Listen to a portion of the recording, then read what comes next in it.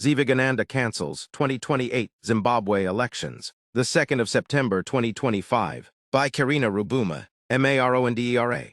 Local Government Minister and ZANU-PF Mashonaland East Provincial Chairperson, Daniel Garwe, has declared that Zimbabwe will not hold national elections in 2028, insisting that the next polls will only take place in 2030. Speaking during a provincial coordinating committee meeting held in Marandara on Sunday, the 31st of August, Garwe stated that the ruling party and government remain firmly committed to President Emmerson Mnangagwa's leadership under the Vision 2030 roadmap. His remarks were received with applause from party members in attendance. According to the Herald, the meeting saw Mashonaland East Province unanimously back a resolution for President Mnangagwa to remain in office beyond 2028. Pension Chiatsi, the province's Secretary for Legal Affairs, told the gathering that every district had endorsed the resolution. All the districts in Mashonaland East Province gave us their resolutions. We compiled all of them.